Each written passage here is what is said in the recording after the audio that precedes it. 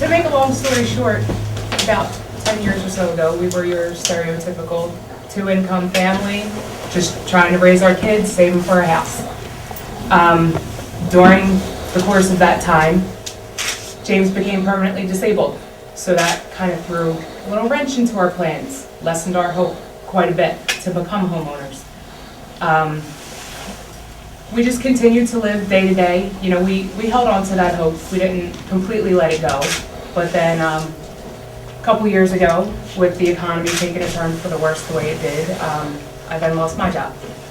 So I was laid off for about 6 months, and needless to say, during that time frame, our hope was really, really bleak at that point. Like, home ownership in the market, the way it stands right now, was just not going to be an option for us, living from what we came to live as a one-income family with, you know, just a little bit of disability.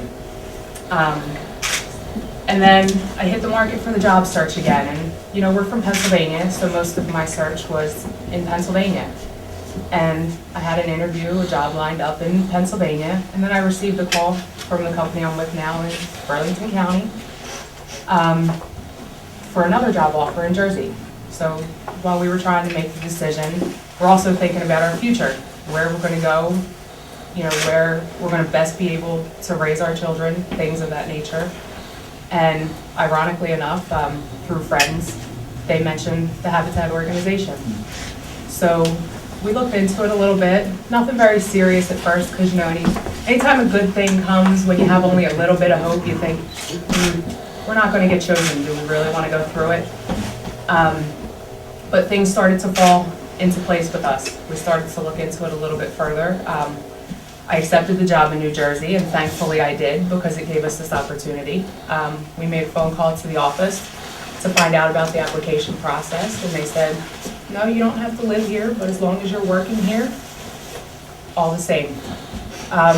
So we proceeded from there. We printed out the application and went through the process, and every time we got that phone call, hey, you made it to the next step. Yes.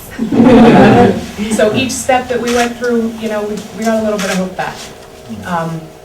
That there might be an opportunity out there to raise our children in an environment that's completely different from what we were used to, that we were able to afford. And then, you know, family selection, you guys came out to our house and sat down, and you guys were sitting in our living room, and we were looking at you. You were the light at the end of our tunnel. We just can't even tell you how much this whole process has meant to us, and how much all of you, because I'm looking around and I see that you're all familiar faces, and you've become familiar through this process. This time last year, we would have passed you in the streets and never known who you are. You know, you've put your time into our house, at our family,